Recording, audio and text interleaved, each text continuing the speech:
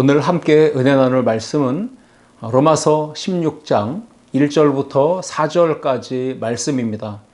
본문을 다 함께 읽겠습니다.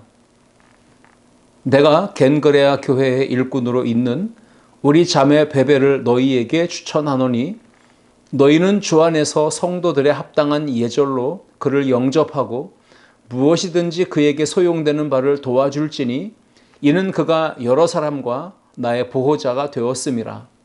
너희는 그리스도 예수 안에서 나의 동역자들인 브리스가와 아굴라에게 문안하라. 그들은 내 목숨을 위하여 자기들의 목까지도 내놓았나니 나뿐 아니라 이방인의 모든 교회도 그들에게 감사하느니라. 아멘. 함께 읽은 말씀을 가지고 복음의 일꾼이 되라, 이러한 제목으로 말씀을 나누고자 합니다.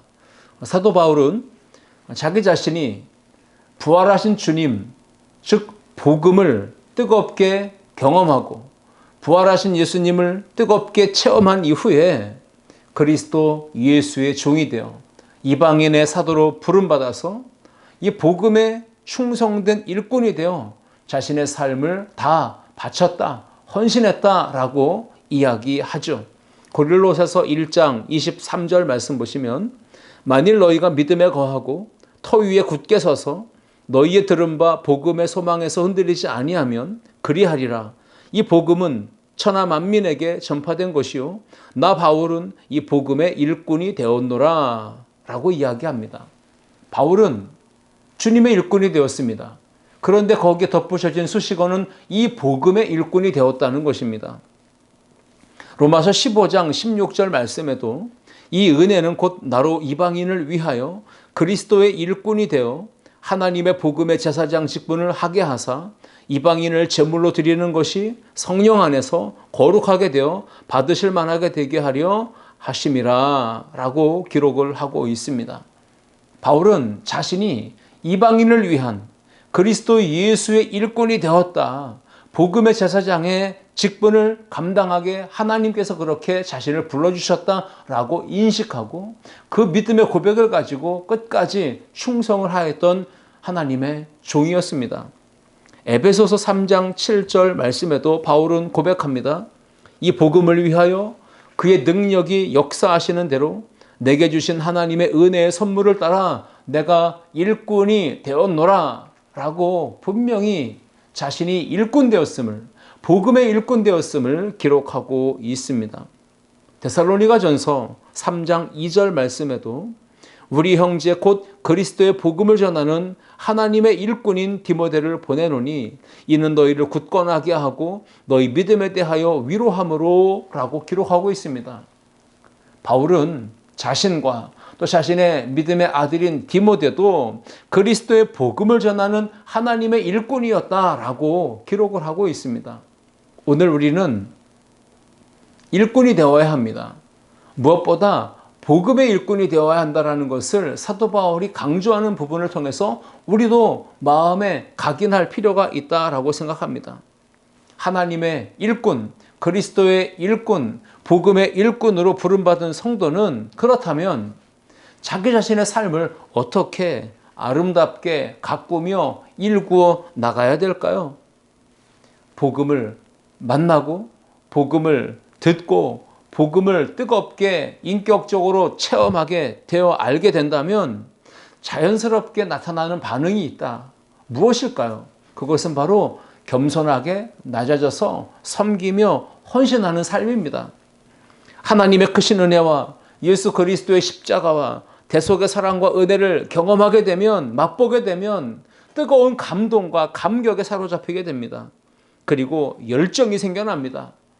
평생 그 은혜와 사랑 갚을 수가 없기에, 다 갚을 수가 없는 그 하나님의 은혜와 사랑에 대해 보답하려고 주님의 피값으로 세우신 몸된 교회 성전에서 작은 일이든 큰 일이든 겸손하게 낮아져 섬기며 헌신하며 봉사하는 그 다음 단계의 스텝으로 이어지는 것, 이것이 바로 은혜를 경험한 성도들의 마땅한 반응이요 삶의 모습입니다. 복음을 경험했다면, 복음을 맛보아 안다면 반드시 헌신과 수고와 그 희생의 삶으로 주님 가신 그 뒷걸음을, 발자취를 따라 걷는 그런 성도의 삶이 나타나게 되는 것은 당연하다라는 것입니다. 주님의 일을 할 때 우리에게는 어떤 마음가짐이 있어야 될까요? 저는 잠언 25장 13절이 그것을 잘 보여주고 있다고 생각합니다. 이렇게 전도자 지혜자는 말합니다. 충성된 사자는 그를 보낸 이에게 마치 추수하는 날의 얼음 냉수 같아서 능히 그 주인의 마음을 시원하게 하느니라 라고 이야기했습니다. 충성된 사자, 바로 충성된 일꾼을 말하겠죠. 충성된 일꾼은 그를 보낸 주인에게 마치 추수하는 날의 얼음 냉수 같아서 그 주인의 마음을 시원하게 하는 그런 기쁨과 만족을 주는 일꾼, 종이 될 수 있다는 것입니다. 무더운 여름날 일터에 나가 땀을 뻘뻘 흘리면서 일하는 그 사람에게는요, 얼음 냉수만큼 시원한 게 어디 있겠습니까? 충성하는 일꾼이 바로 뜨거운 날, 무더운 날, 추수하는 날 시원한 얼음 냉수 같아서 우리를 부르시고 우리에게 일을 맡겨주시고 직분을 주신 하나님의 마음, 주님의 마음을 시원케 해드리며 기쁘시게 해드리는 그러한 일꾼들이 될 수 있는 것입니다. 어떤 성도의 삶이, 어떤 성도의 헌신이 하나님 아버지의 마음을 추수하는 날 얼음 냉수같이 시원하게 기쁘게 해드릴 수 있을까요? 오늘 성전에 모여 함께 예배하는 우리 모든 성도들이 우리 하나님 아버지의 마음을 시원하게 해드리는, 우리 주님을 기쁘시게 해드리는 얼음 냉수 같은 충성된 일꾼들이 다 될 수 있기를 주님의 이름으로 축복합니다.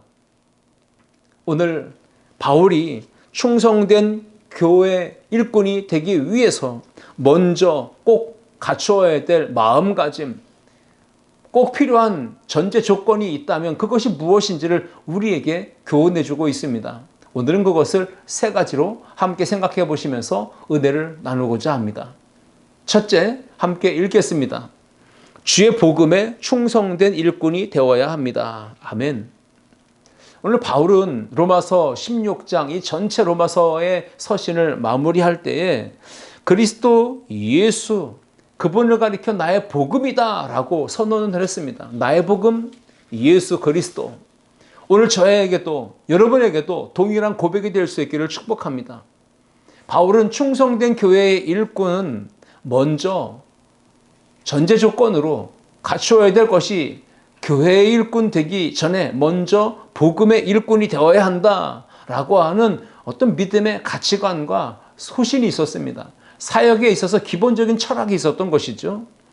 사도 바울은 로마서 이 서신의 끝부분에서 교회에 충성된 일꾼, 그들이 서 있어야 될 위치, 그들이 있어야 될 포지션이 어디인지를 잘 알려주고 있습니다. 오늘 본문에 로마서 16장 2절과 3절을 읽어봅니다. 너희는 주 안에서 성도들의 합당한 예절로 그를 영접하고 무엇이든지 그에게 소용되는 바를 도와줄지니 이는 그가 여러 사람과 나의 보호자가 되었음이라.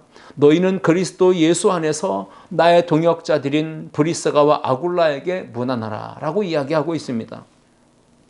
많은 동역자들을 로마서 16장 그리고 이어지는 다른 서신서들에서도 바울은 항상 마지막 부분에 가서 문안 인사를 하면서 그 자신의 사역에 함께 기꺼이 동역해줬던, 수고해줬던 그런 믿음의 사람들을 이름을 기록해주고 있는 것을 보게 됩니다. 그러나 거기서 공통적인 분모는 주 안에서라고 하는 표현입니다. 그리스도 안에서, 주 안에서 라고 하는 표현을 오늘 로마서 16장 7절과 11절과 13절에서 계속 반복해서 사용하는 것을 봅니다. 로마서 16장 오늘 12절과 13절을 제가 읽어보겠습니다. 주 안에서 수고한 드루베나와 드루보사에게 문안하라. 주 안에서 많이 수고하고 사랑하는 버시에게 문안하라.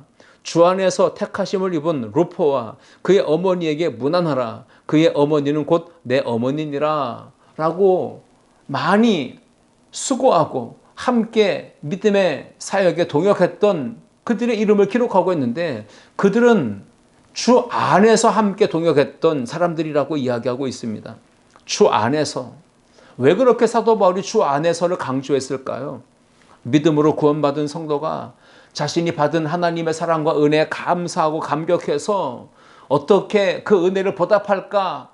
결국 주님의 몸된 교회, 피값으로 세우신 교회를 섬기며 교회에 헌신하는 일꾼이 되고자 하는 마음가짐이 일어날 때 먼저 갖춰야 될 마음가짐과 가장 기본적인 어떤 사역의 베이직 철학은 먼저 주님께 속한 그리스도 안에 있는 복음의 일꾼, 그리스도 예수의 일꾼이 되어야 한다라고 하는 것을 기억하라는 것을 강조하고 있는 말씀입니다.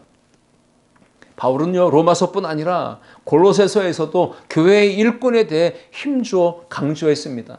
골로새서 1장 23절 그리고 25절을 제가 읽어봅니다. 23절입니다. 만일 너희가 믿음에 거하고 터 위에 굳게 서서 너희 들은 바 복음의 소망에서 흔들리지 아니하면 그리하리라. 이 복음은 천하 만민에게 전파된 것이요 나 바울은 이 복음의 일꾼이 되었노라 라고 기록하고 있습니다. 자신이 고백합니다. 내가 이 복음의 일꾼이 되었다 라고 말하죠.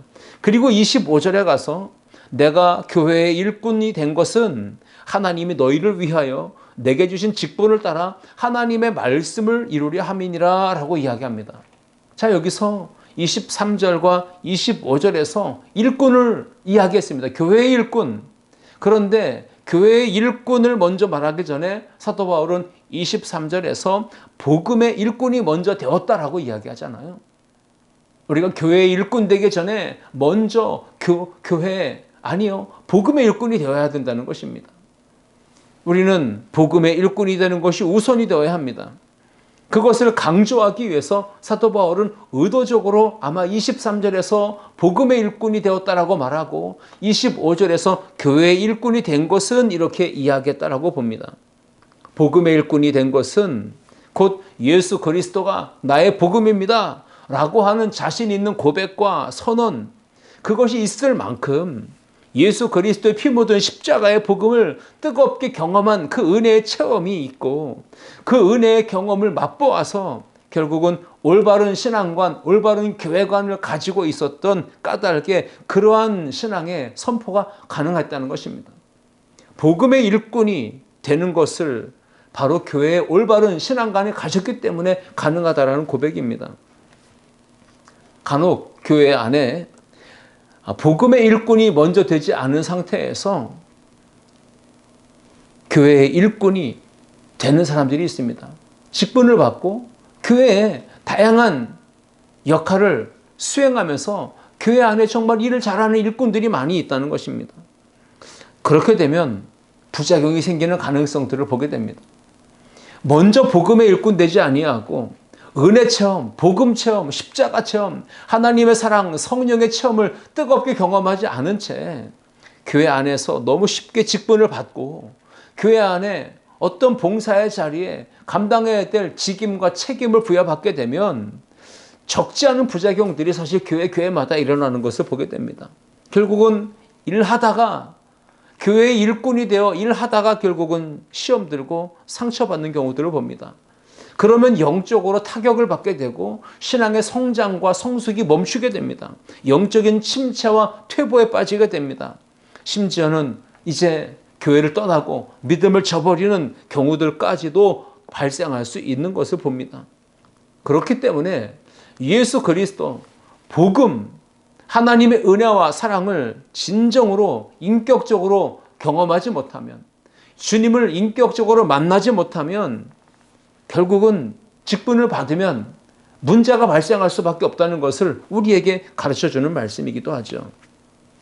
복음을 경험하지 못했을 때 직분을부터 받게 되면 직분이 감투가 됩니다.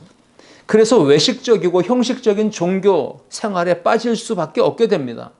어찌 보면 직분을 받은 것이 그 신앙에 독이 될 수도 있는 것이죠. 그래서 우리는요, 직분을 받기 전에 먼저 은혜를 받아야 합니다. 복음을 경험해야 합니다. 하나님의 사랑을 체험해야 합니다. 영적으로 잘 준비되고 훈련되어지고 성숙하고 성장한 믿음의 그릇이 될 때에 직분을 받아야 됩니다. 그래야 충성된 복음의 일꾼이 되는 것이죠.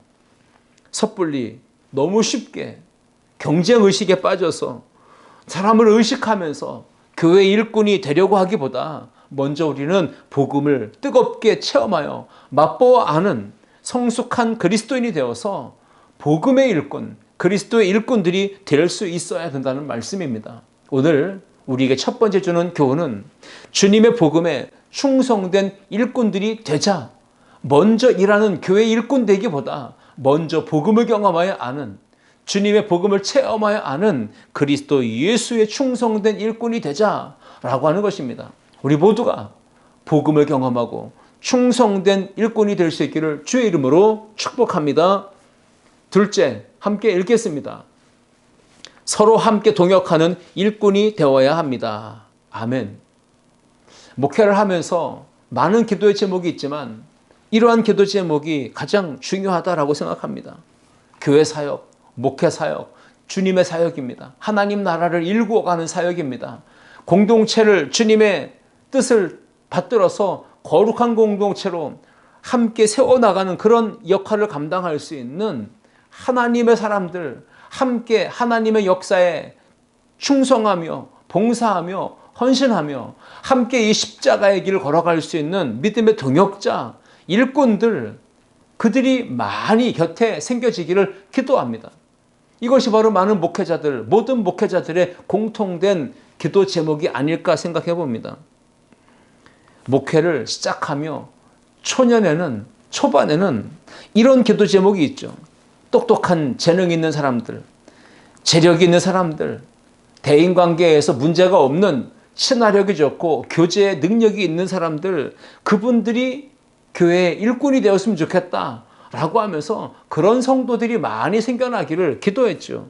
그런데 목회를 하면 할수록 목회의 경력과 연륜이 쌓이면 쌓일수록 어찌 보면 신앙의 성숙함이 더 깊어지면 깊어질수록 제 안에 어떤 기도 제목이 있는가 하면 힘들 때, 어려울 때, 어떤 상황을 만나든지 끝까지 곁에서 함께 자리를 지켜주며 끝까지 함께 동역할 수 있는 일꾼들이, 지체들이 더 많아질 수 있기를 기도하는 것입니다. 점점 더 중요하게 여겨지는 그러한 성도들은 함께 같이 끝까지 갈 수 있는가, 그 부분에 대해서 눈여겨보는 것이 생겨났다는 것입니다. 하나님께서 이 시대에 쓰실 일꾼을 찾으실 때 어떤 사람을 찾으실까요? 탁월한 실력, 재능, 다양한 스펙, 어찌 보면 담대함과 용맹스러움, 이 모든 조건을 다 갖춘 그런 전사 같은 그런 용맹스러운 일꾼을 찾으실까요?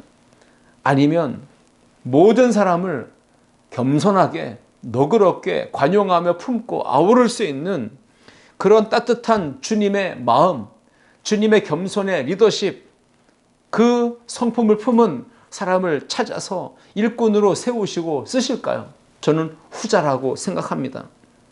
목회의 동역자, 협력자, 조력자, 후원자, 이런 일꾼들이 많이 있는 것 좋은 일이지만 하나님의 마음, 예수님의 마음을 품고 서로 함께 동역하며 함께 끝까지 그 역할을 감당할 수 있는, 그 자리를 묵묵히 지켜줄 수 있는 일꾼들이 많아질 수 있기를 기도하는 것, 이것이 저의 간절한 기도 제목이고 이 시대의 모든 목회자와 주님의 일을 감당하는 사역자들이 기도하는 내용인 것입니다.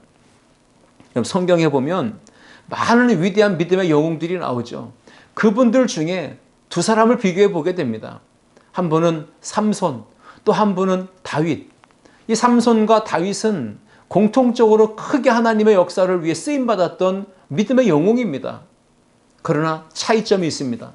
삼손은 누구도 당해낼 수 없는 강력한 파워, 강력한 힘을 가졌습니다. 그런데 그는 특징이 뭐냐 하면 언제나 혼자 그 힘과 하나님의 주신 은사를 가지고 자신 혼자서 고군분투하며 맡은 바 그 시대의 사역을 감당해냈다는 것입니다. 그런데 다윗은 어땠습니까? 다윗은 함께 하는 사람들, 찾아오는 사람들, 그들과 함께 마음을 나누고 그들의 아픔을, 상처를 공감하면서 감싸주면서 품어주면서 아우르면서 함께 동역하는 지체의식으로 리더십을 발휘하며 그들을 이끌어가는 통솔력 있는 지도자의 모습을 보였다는 것입니다. 아둘람 공동체를 통해서 다윗은 영향력을 극대화시켰고 장차 세워질 이 이스라엘 공동체, 다윗의 왕국을 위해 함께 일하는 사람들로 그들이 훈련되어져 가는 과정들을 겪게 된 것입니다. 여러분, 교회에 꼭 필요한 사람들이 누굽니까? 공동체 안에서 혼자 독단적으로 개인적으로 열심히 신앙생활을 하며 혼자서 열심히 일하는 성도가 아니라 교회 안에 있는 형제 자매들과 같이 또 공동체 지체들과 같이 함께 어우러져서 친교하며 교제하며 떡을 떼며 그렇게 함께하는 것의 중요성을 알고 동역하며 함께 일하고자 하는 마음가짐을 가진 그런 성도들이 교회에 꼭 필요하다는 것입니다. 우리 아름다운 교회에 꼭 필요한 성도들, 함께함의 중요성, 동역함의 중요성, 서로 함께 지체의식을 갖는 것의 중요성을 알고 끝까지 그 자리에서 서로 함께 어우러지는 그런 믿음의 공동체, 사랑의 공동체에 속한 우리 모두가 다 될 수 있기를 주님의 이름으로 축복합니다. 오늘 사도 바울이 로마서 16장에서 계속해서 복음의 정수, 진수를 강조하며 기록하고 있는데 로마서에 보내는 이 서신을 끝마침을 할 때에 그리스도의 복음을 위해서 함께 동역했던, 함께 땀 흘리며 수고하며 정말 목숨까지도 아까워하지 않고 헌신했던 그 동역자들의 이름을 낱낱이 기록해 주고 있습니다. 그들이 어떤 모습으로 수고했는지, 그들의 개개인의 성향과 그들의 섬겼던 봉사와 헌신을 기억해 주고 있는데 로마 교회 성도들 37명의 이름을 기록해 주고 있습니다. 로마서 16장 3절에 보시면 너희는 그리스도 안에서 나의 동역자들인 브리스가와 아굴라에게 문안하라. 이 믿음의 가정, 이 부부를 통해서 사도 바울은 함께 동역함의 중요성을 경험했던 것입니다. 로마서 16장 7절에는요. 내 친척이요 나와 함께 갇혔던 안드로니고와 유니아에게 문안하라. 그들은 사도들에게 존중이 여겨지고 또한 나보다 먼저 그리스도 안에 있는 자라 라고 기록하고 있습니다. 나와 함께 동역했던 사람들이라고 이야기하죠. 많은 사람들의 이름을 기록하고 있습니다. 여러분, 서신의 마지막에 이들의 이름을 구체적으로 기록한 이유가 무엇일까요? 그것은 바로 동역, 함께 서로 의지하며 함께 믿음의 길을 걷고 함께 수고하고 땀 흘리는 것의 중요성을 사도 바울이 깨달아 알았기 때문에 그렇습니다. 전도서 4장 9절로 12절 말씀에도요. 함께 동역함의 중요성을 부각시키는 말씀이 있죠. 두 사람이 한 사람보다 나음은 그들이 수고함으로 좋은 상을 얻을 것임이라. 혹시 그들이 넘어지면 하나가 그 동물을 붙들어 일으키려니와 홀로 있어 넘어지고 붙들어 일으킬 자가 없는 자에게는 화가 있으리라. 또 두 사람이 함께 누우면 따뜻하거니와 한 사람이면 어찌 따뜻하랴. 한 사람이면 패하겠거니와 두 사람이면 맞설 수 있나니 세 겹줄은 쉽게 끊어지지 아니하느니라 말씀하고 있습니다. 우리 하나하나는 연약합니다. 무력합니다. 부족함이 많습니다. 그러나 우리가 서로 함께 연결되고 연합되어 결속한다면 강력한 시너지 효과가 나올 것입니다. 이것이 바로 서로 함께 동역함의 파워입니다. 그러므로 오늘 우리 아름다운 성도들 모두가 교회 안에서의 일꾼이 되기 위해서 서로 함께 동역함의 중요성을 깨달을 수 있기를 축복합니다. 사도 바울이 이렇게 동역했던 사람들의 이름을 기록한 까닭은 과거에 자신이 함께 동역함의 중요성을 인식하지 못하고 독단적으로 일 중독에 빠져서 자기만의 방식으로 일을 하려고 했던 사람이었기 때문에 그런 것이죠. 바울이 복음전도 여행을 떠날 때 어떤 사건이 일어납니다. 바로 마가라라는 형제 때문에 동역자였던 바나바와 심하게 다투고 갈라서서 전도 여행을 별도로 따로 떠났던 때가 있었습니다. 배경은 이렇습니다. 마가가 이 청년이 선교 여행 중에 중도에 포기하고 이탈하게 됩니다. 그때 바로 일 중심의 성향에 빠져있던 사도 바울은요. 자기와 함께 동역하지 못하고 중도에 탈락하고 이탈한 이 마가를 단칼에 잘라내려는 이런 모습을 보였습니다. 그것 때문에 결국은 바나바와 심하게 다투고 갈라선 것이죠. 여러분, 그렇다면 후에 바울이 이 중도 하차에서 자신에게 상처를 입히고 사역에도 적지 않은 어려움을 끼쳤던 이 마가에 대해서 어떤 마음을 가지고 있었을까요? 그때부터 끝까지 계속 마가에 대한 실망감과 상처에 사로잡혀서 마가에 대한 적대감과 그 관계의 회복을 이루지 못한 채 그렇게 인생을 마무리했을까요? 아닙니다. 바울이 인생 노년에 쓴 디모데 후서를 보시면 마가가 바울의 사역에 있어서 매우 유익한 사람, 매우 유익하고 필요한 동역자로 등장하고 있다는 것을 보게 됩니다. 디모데후서 4장 11절 말씀해 보시면 네가 올 때에 마가를 데리고 오라. 그가 나의 일에 유익하니라 라고 이야기합니다. 마가를 다시 떠올리는데 마가가 어느 순간 디모데에게 편지를 보내며 서신을 보낼 때 나의 사역에 매우 유익한 존재가 되었다라고 바울이 고백하지 않습니까? 바울은 오랜 세월 전도와 선교, 주님의 복음 사역에 열심히 일을 하면서 영적으로 성장했고 성숙해졌습니다. 그때 자신의 곁에 함께 가까이 있는 사람들의 중요함을 알게 된 것입니다. 깨달은 것입니다. 함께 동역함의 중요성을 깨닫고 땀 흘리며 수고하며 눈물로 동행했던 그 사역자들, 동역자들을 얼마나 고마운 마음이 있는지, 그들이 없었으면 자신이 오늘이 어떻게 있었는가, 이러한 감사한 마음을 갖게 된 것입니다. 바울이 처음부터 한 사람 한 사람을 소중하게 여기며 함께 일하는 동역의 중요성을 알고 그렇게 사역을 했던 것이 아니라는 것입니다.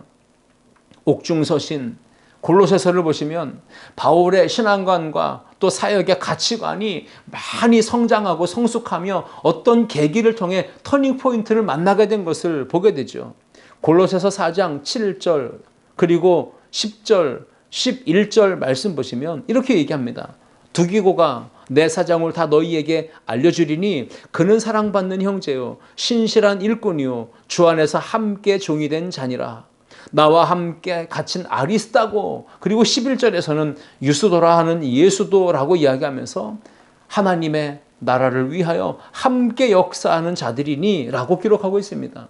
여기에 두기고나 유스도나 아리스다고 이 몇몇 사람들의 이름을 이야기할 때 사도 바울은 깨달은 게 뭡니까? 함께 종이 된 자요, 함께 역사하는 자들이요, 함께 갇힌 자들이었다라고 얘기했습니다. 종이 되고 역사하고 갇힐 때 함께 했던 사람들, 동역했던 사람들, 그들의 중요성을 이제서야 늦게나마 깨달은 것입니다. 우리도 주님의 일을 감당할 때 함께함의 중요성, 동역함의 중요성을 알고 교회의 일꾼, 주님의 일꾼, 복음의 일꾼들 다 될 수 있기를 주님의 이름으로 축원합니다. 셋째, 읽겠습니다. 오직 하나님의 영광을 위해 일해야 합니다. 아멘. 우리가 주님의 복음에 충성된 일꾼이 되어야 하고 서로 함께 동역하는 일꾼이 되어야 하며 나아가 마지막으로는 오직 하나님의 영광을 위하여 일하는 일꾼들이 되어야 한다는 사실을 오늘 사도 바울은 말씀을 통해 우리에게 가르쳐주고 있습니다. 여러분, 교회 안에는 다양한 일꾼들이 있지만 두 부류가 있겠죠. 좋은 일꾼이 있는가 하면 좋지 않은 일꾼이 있습니다. 교회 안에는요, 좋은 목자가 있는가 하면 좋지 않은 목자가 있습니다. 사꾼 목자가 있고 선한 목자가 있다는 것입니다. 알곡 성도가 있고 쭉정이 성도가 있다는 것입니다. 다양한 성도, 다양한 목회자가 있는데 어떻게 좋고 나쁨을 우리가 구분할 수 있을까요? 여러분, 일꾼된 자, 사역을 감당하는 목회자로 부름받은 자, 어떤 자가 과연 좋은 목자요, 좋은 성도인가 구분할 수 있는 방법이 뭘까요? 그것은 누구의 영광과 누구의 기쁨과 누구의 만족을 위해 일하는가로 그것을 구분해 볼 수가 있는 것입니다. 바울의 서신을 받은 로마 교회 안에는 겉으로는, 입술로는 주님의 영광을 이야기하고 말하고 노래하지만 속으로는 하나님의 영광이 아니라 자기의 영광을 추구하는 사람들이 있습니다. 자기의 이득, 자기의 이익, 자기의 배를 채우는 것을 목적으로 삼고 자기의 이속만을 챙기기 위해 일하는 로마 교회 안에 성도들 또는 지도자들이 있었다는 것입니다. 로마서 16장 오늘 17절과 18절을 제가 보겠습니다. 형제들아, 내가 너희를 권하노니 너희가 배운 교훈을 거슬러 분쟁을 일으키거나 거치게 하는 자들을 살피고 그들에게서 떠나라. 이 같은 자들은 우리 주 그리스도를 섬기지 아니하고 다만 자기들의 배만 섬기나니 교활한 말과 아첨하는 말로 순진한 자들의 마음을 미혹하느니라 라고 기록하였습니다. 이 같은 자들은 바로 어떤 사람들입니까? 자기 배만 부리는 사람들입니다. 자기 이득만 챙기는 사람들입니다. 사꾼이죠. 결국은 하나님의 말씀, 진리의 교훈을 거슬러서 교회 안에 분쟁을 일으키고 교회 안에 질서를 거스르며 그래서 결국은 믿음의 길을 방해하는 사람들이 있다는 것입니다. 아첨하는 말을 하고 교만한 말을 하고 결국은 그렇게 속이는 말을 해서 순진한 믿음의 사람들의 마음을 자꾸 미혹시키고 떨어지게 만드는 것입니다. 그래서 그들을 살피고 그들에게서 떠나라라고 강조하고 있었던 것입니다. 오늘 바울이 말하는 강조하는 좋은 일꾼, 선한 일꾼은 누굽니까? 자기 영광을 추구하는 것이 아니라 자기 이득을 챙기는 사람들이 아니라 오직 하나님의 영광, 주님의 영광을 위하여 주님의 이름을 높여드리는 그런 목적을 가지고 일하는 일꾼들, 바로 그들이 좋은 일꾼이요 좋은 성도라는 것입니다.